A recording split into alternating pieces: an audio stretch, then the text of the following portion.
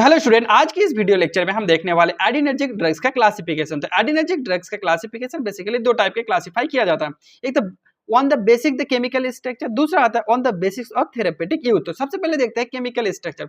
तो बेसिकली जो chemical structure में बेसिकली जो एडिनर्जिक ड्रग्स होता है तीन टाइप का होता है। एक तो होता है डायरेक्ट एक्टिंग, दूसरा आता है इनडायरेक्ट एक्टिंग और तीसरा आता है मिक्स्ड एक्शन।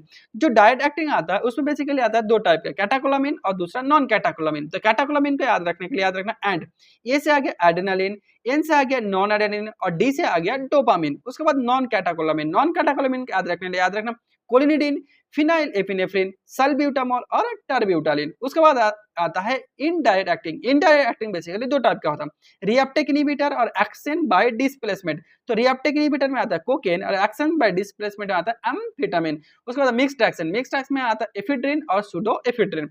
उसके बाद देखेंगे बेस द थेरेपेटिक यूज। तो थेरेपेटिक यूज में बेसिकली प्रेशराइज एजेंट दैट में जो शॉक में यूज होता है उसमें क्या आता है डोपामिन, नॉन एड्रेनालिन और एफिड्रिन। उसके बाद as a bronchodilator that means जो ड्रग्स एस्थमा में यूज होता है वो कौन सा, सल्ब्यूटामॉल, सल्मेट्रोल और formoterol. As a cardiac stimulate जो हार्ट को स्टिमुलेट करने के लिए यूज होता है एड्रेनालिन, डोपामिन और dobutamine. As a anorectic agent जो भूख बढ़ाने के लिए काम करता है जो होता है सिब्यूट्रामिन, मेजिंडोल और फिनट्रामिन। उसके बाद यूटेराइन रिलैक्सेशन रिटोड्रिन बहुत इंपॉर्टेंट ड्रग्स है। उसके बाद माइडेटिक एजेंट जो आंखों को पीपीएल को बड़ा करने के लिए यूज होता है कौन सा, एट्रोपिन और एफिड्रिन। Thank you.